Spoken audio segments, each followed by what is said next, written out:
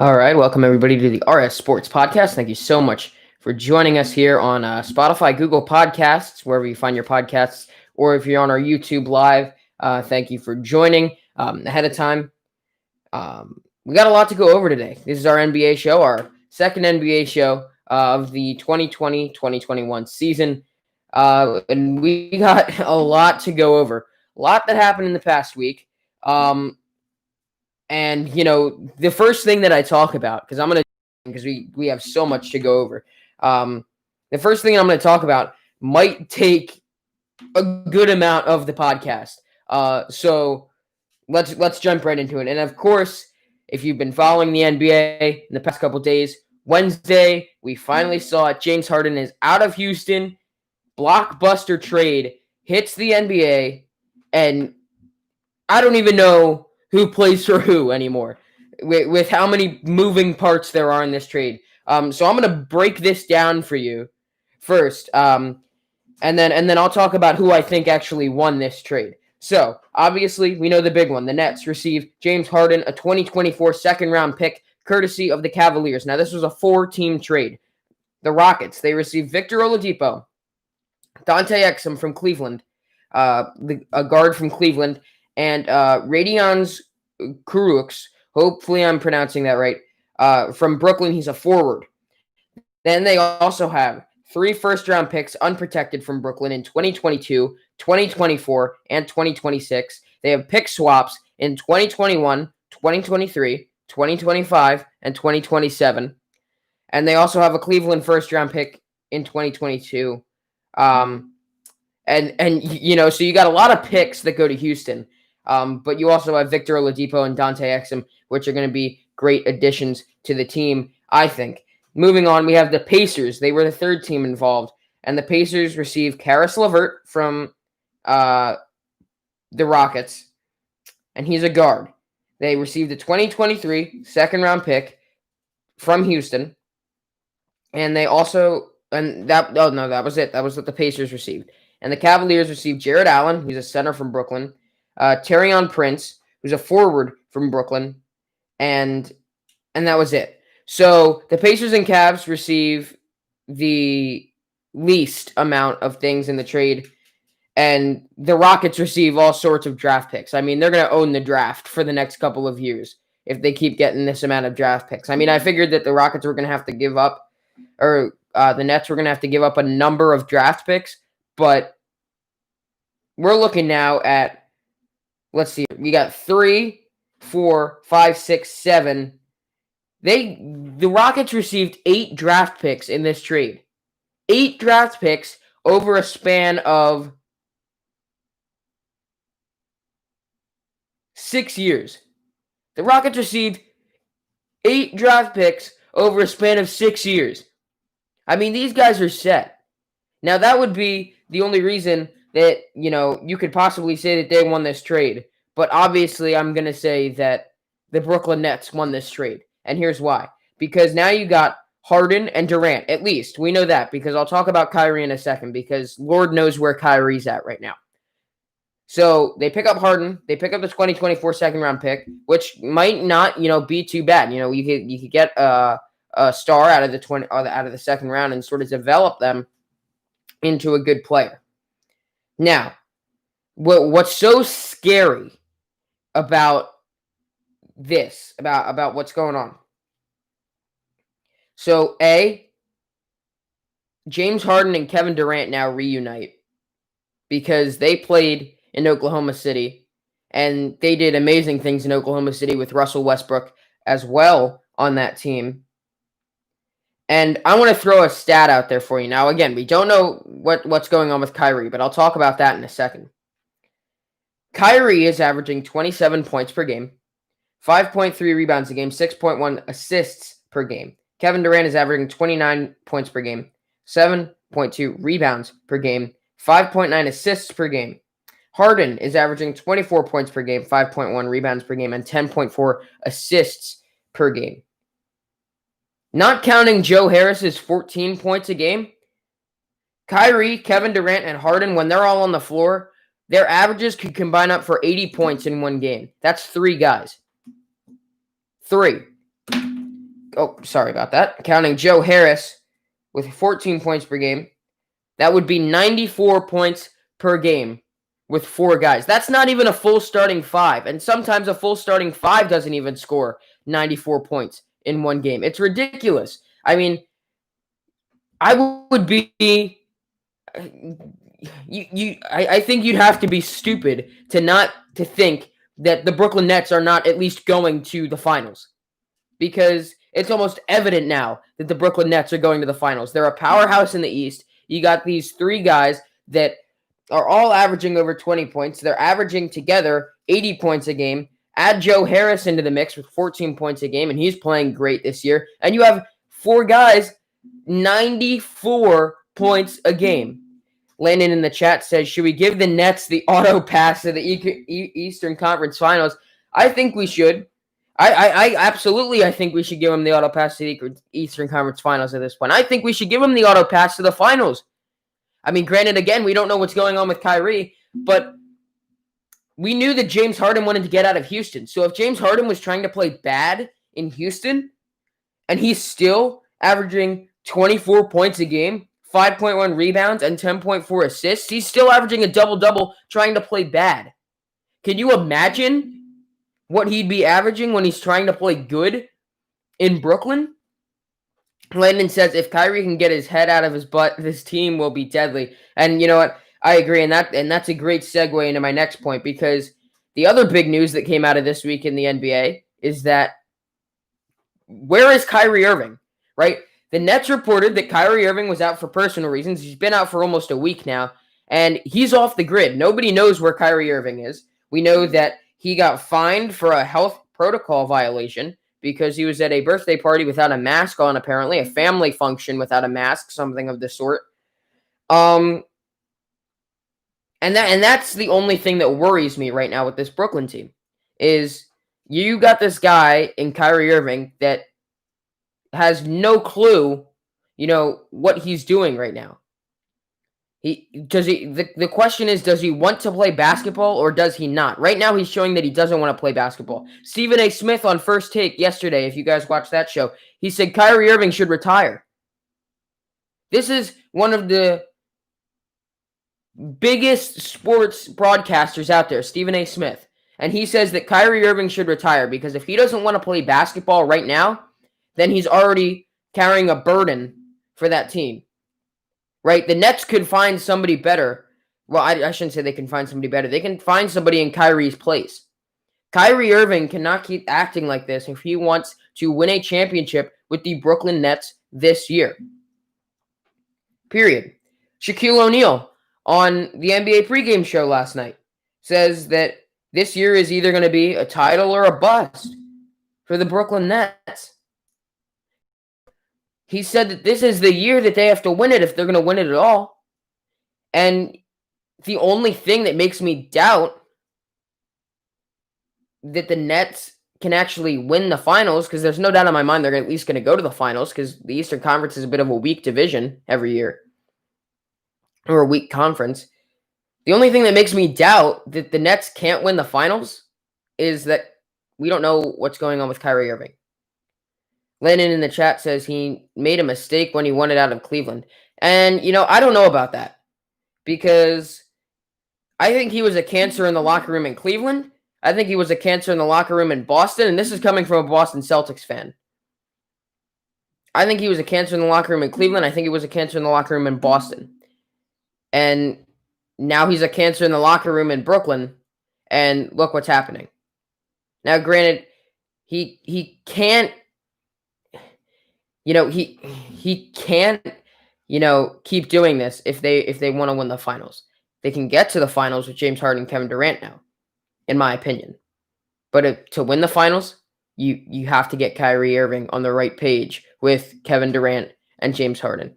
And you know what? That is all when it went downhill. His last years in Cleveland were when it went downhill. I will give you that, Landon, because when he went downhill, when he started, being a cancer in the locker room in Cleveland. That was his last years in Cleveland. Like, he wanted to be his own person. That's why he left and he went to Boston, right? And in Boston, he was a cancer in the locker room. He didn't want to share the rock. We all saw it. So why should Brooklyn expect anything less? Right? Kyrie Irving went off the deep end after he left Cleveland. You're right, Landon.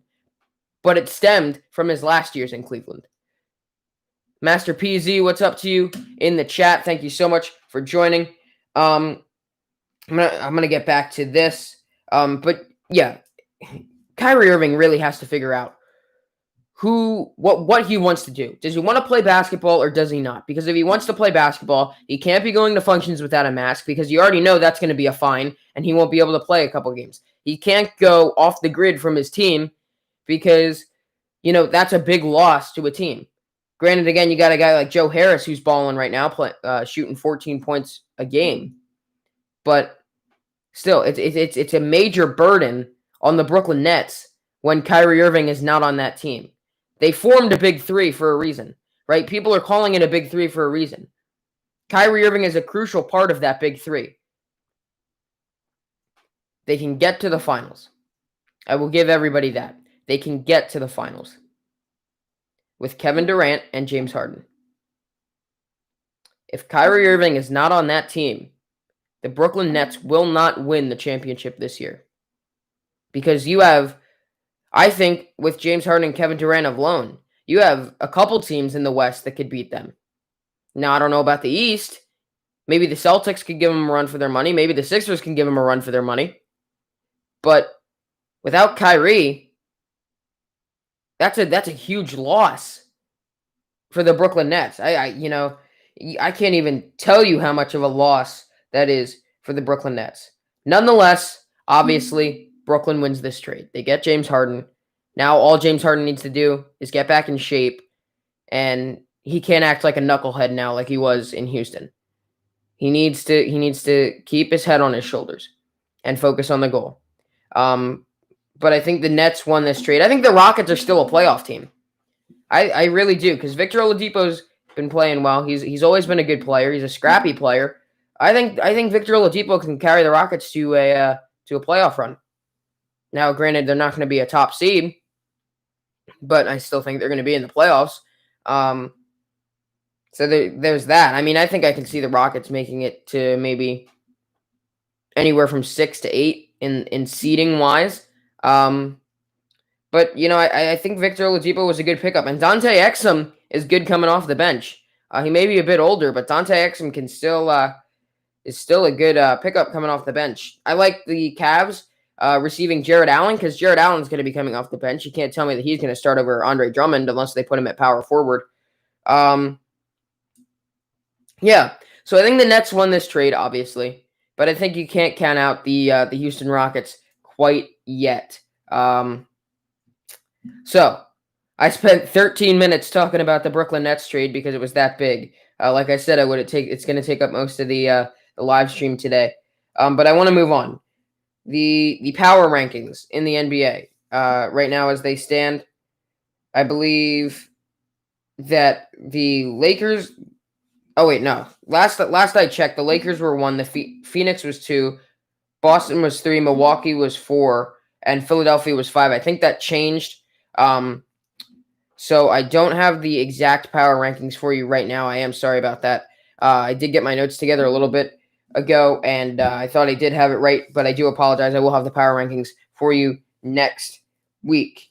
But again, they 80 combining for 80 points. That's how big. And actually, if you have 80 points, if you're combining for 80 points, and Kyrie's averaging 27 of those points, that drops them to 53 points between Harden and Durant. That's not as good as 80 points. So they need him. Or it's 53 points. 53 points. Yep. No, 20. Yeah, 53 points a game for Harden and Durant. Sorry, I was trying to do some mental math there for you. But again, that shows how big of a loss Kyrie Irving would be to the Brooklyn Nets. Moving on to our games from last night. The 76ers over the Heat, 125-108. Leading scorers from that game, Duncan Robinson put up 22 points. And Milton puts up 31 points for the Heat, the Sixers. Sorry, and the Sixers are having a very good season, and I feel like I say that every week. Doc Rivers is a tremendous coach. He's turning this organization around. He's making them a contender in the East. And the Heat, not as good of a start as they had last week. But Duncan Robinson putting up 22 points. That's very good for Duncan Robinson. I believe he's a starter now, but he can really shoot the three ball well. And other than that, yeah, the Sixers have been playing extremely, extremely well this season. And I think Doc Rivers is going to carry them to a top 5 seed, and they could potentially make a playoff run, in my opinion. So yeah, that's where I stand with the Sixers. I believe they had a couple guys out because of COVID and everything, but that happens a lot. We had a bunch of postponed games this week in the NBA because of COVID-19. So that's where we stand with that. Moving on to Denver over Golden State. 114-104. Denver gets the win. Leading scorers, Curry had 36 points for the Warriors. Nikola Jokic had 23 points for Denver. And these two guys are playing very well. These are two contenders in the West, in my opinion. After Klay Thompson got injured, I didn't think that the Warriors were much of contenders in the Western Conference. But I can see the Warriors getting a top 6 seed if they continue on the way that they are. Curry is sort of taking the reins now. James Wiseman was a great pick in the draft, and I can see them, at least attempting to make a playoff run. There are some teams that are better than them in the West, and you're going to have that when you lose a guy like Klay Thompson. But I think that Curry is going to be the guy to turn this team around and sort of keep this team on track to make the playoffs. That's where I stand with that. Nikola Jokic putting up 23 points for the Nuggets. And the Nuggets have always been contenders. They have Nikola Jokic and Jamal Murray on that team. Gary Harris is on that team. Michael Porter Jr. Just a lot of weapons for the Denver Nuggets. They made the Western Conference Finals last year. So that's huge for them. That was their first Western Conference Finals in a while. But they're on the upswing. They're going to be a team that's going to be very, very good for a while. They got a lot of young talent, and they're going to be a contender in the West for a long time. And finally, the last game I want to talk about from last night was the Pacers over the Blazers, 111-87. Leading scorers for that game was Doug McDermott, 24 points for the Pacers, and Lillard and McCollum both had 22 points in that game. Loss for the Blazers. I think the Blazers have improved very much from last year. The Blazers didn't even make the playoffs last year, and here they are, competing as one of the best teams in the West, in my opinion, this year. And the Pacers are back to that, middle of the pack play, like they've always been. The Pacers are a team that seemingly always is in the middle of the pack. I think they're going to drop now, losing Victor Oladipo, unfortunately. The Pacers, I feel like the Pacers need to turn to the draft to find a young star, right? It's either rebuild time or it's work with what you got. And work with what you got isn't working for the Pacers right now because, again, they're a middle-of-the-pack team. They're not a team that's going to contend for a championship, I don't think. They need to either go to the draft and find a young star, or they need to trade for a superstar. And, Indiana isn't very much of a good market when it comes to trades. So that's why I think Indiana needs to turn to the draft if they want a shot at the title. And like I said, for Lillard and McCollum combining for 22, not combining for, they both had 22 points. McCollum has been playing very well.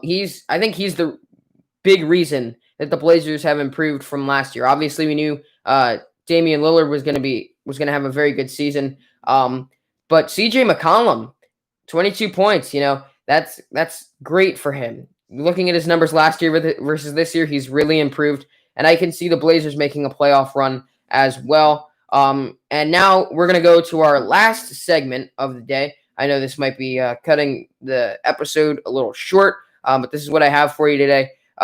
Finally, we're going to move to our NBA conference standings.